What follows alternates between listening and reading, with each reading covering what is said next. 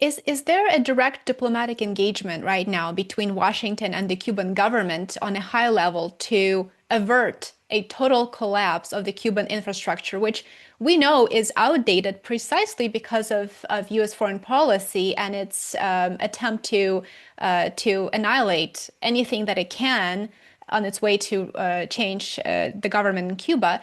Or is there basically a lack of understand, or is there a lack of communication between Washington and the Cuban government at the moment to avert a humanitarian catastrophe that appears to be around the corner?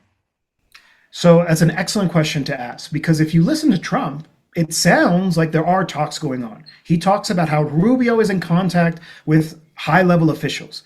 We published a report based on sources both in the US and Cuban government that confirm that high level negotiations are not happening right now.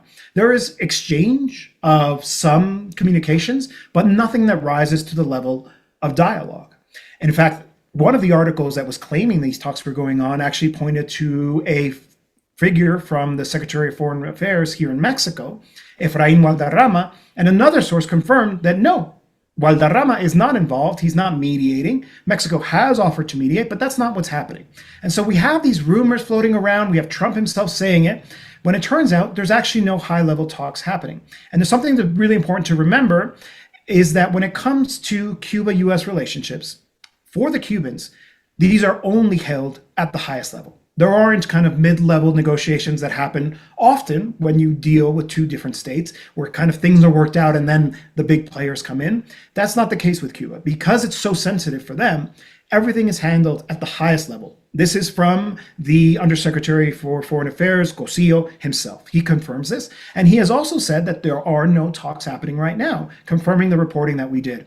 Now, again, there are rumors of a potential contact between Raul Castro's grandson and figures from the CIA, but those are just rumors. And unfortunately, we haven't had anybody who's actually dared to directly ask Trump. Well, there's reporting out there that says Rubio is lying to you, that there are actually not conversations happening. And well, until somebody bothers to ask Trump directly, are you sure you're getting the right information from Marco Rubio? We won't really know. But on that point, why would Marco Rubio lie? Why would he try to keep information from Trump or leave him to believe that there are talks happening when they're not actually happening? Well, I think that's part of his thinking. He had to accept a situation that was not ideal for his political vision when it comes to Venezuela. He was a huge champion of Maria Corina Machado and the Venezuelan hardline opposition more generally, wanting to figure out a way to get them into power. That didn't happen, as we just previously discussed. So he had to kind of, take a loss on that one.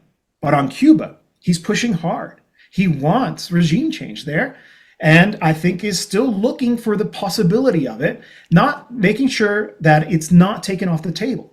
So all that's to say is essentially, if he can convince Trump that talks are happening, but they're not leading to any kind of breakthrough, then that means he can tell Trump, well, you should probably take a more radical action. You can make a more radical decision. These Cubans are not willing to work with us. You're going to need to, employ the military option, for example. That's the hypothesis that we're working on here in terms of why he would be unclear or not forthcoming in terms of what's actually happening. And just to close on this question here, I would say that the Cubans have been really clear. They want to talk. They're willing to come to the table, reach an agreement. Obviously, they're not willing to surrender their sovereignty. They're not willing to change their political economic model. They're not going to rewrite their constitution because the US is demanding it. But a deal can be made. Trump is, he's not that big of an ideologue. He has certain ideas that I think are really well established. And I think we've seen how they play out in terms of policy. But I think he's the kind of person, if you presented him with a convincing deal, would accept it, and perhaps that could actually lead to the breakthrough that the Cuban people clearly want, to just have a normal relationship with the United States as two equal countries, and that the United States can finally withdraw this blockade and allow Cuba to trade with Mexico, for example, and get its oil from this country. Very interesting. And of course, Marco Rubio is a central figure central figure in this. And it appears that he's very influenced by a certain interest group in Florida that's connected to Cuba and sort of pushing this agenda. So could you speak a little bit about the connection to the Florida lobby and Marco Rubio's sort of campaign to possibly disinform Trump on the actual situation, not only in Cuba, but also the lack of ongoing dialogue between Cuba and Washington? So, it's interesting. Marco Rubio always calls himself the son of Cuban exiles. And he was kind of vague about his family's history because it turns out he actually was born in the United States, but his parents did not actually leave Cuba because of Castro or the Cuban Revolution. They actually left years before under the regime of the US backed right wing dictator Batista. And so he kind of led people to believe that he was like these other people here in Florida who, are vehement anti-communists because they had to leave behind everything they knew in Cuba to come to the United States, when that's not actually the case in his particular situation. And that tells you just how important kind of positioning yourself as a fervent anti-communist activist is for politicians in Florida. And you're right, Florida is the nexus of this kind of thinking. And you can see it in some of their other representatives.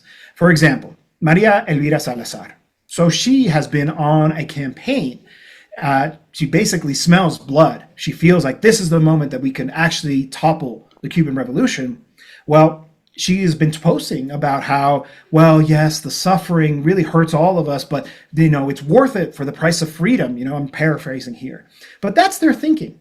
They're more than happy to see babies die in an incubator because there is no electricity if it means freedom, in quotes, for Cuba. And it's similar other, Carlos Jimenez, for example. Just the other day, he put up an image, AI generated, supposedly, of the mincemeat that was made of the 32 Cubans who were killed in cold blood in Venezuela protecting Nicolás Maduro. I mean, this guy says he's Cuban. He says, he says he's Cuban born. Those are your compatriots. Sure, maybe you're on different sides of the ideological spectrum, but they died in service of their country and in service of Venezuela. They are your Cuban nationals as well. To put up an image that their ground meat, it literally said made in Venezuela, is deeply offensive. I mean, this is how they think, that killing people and boasting about it is somehow acceptable political position to take, because that's just how vehement, how aggressive the anti-communist thinking is in Florida. I mean, that sort of thing in a more sane part of the world would obviously be met with a lot of rejection because it's grotesque in my opinion. But this is the way that they think. And obviously, that is the predominant thinking amongst politicians from Florida. And it really does have a tremendous effect. I think another important thing to consider is the present kind of balance of forces in the US Congress. They're able to even have more influence than they already have because of the delicate balance in the lower house of the US Congress. They need those votes from Florida. So there's often a lot of deals being made with these same representatives to secure their support for key bills, for example, around the Big Beautiful Bill, which was a major topic of discussion, a year ago, Trump's signature legislation. And there was some resistance from them. And they basically said, you have to give us something in return, right? You have to, because you're not willing to do what we want when it comes to Latin America policy. If you want our votes, you have to do this. And so they're able to leverage that influence they have because of that very slim majority that the Republicans have in the Congress. And they wield it quite effectively, right? Then I think part of the reason you see somebody like Marco Rubio in the White House, who is not only the Secretary of State, but also the National Security Advisor, is because of the influence of these groups.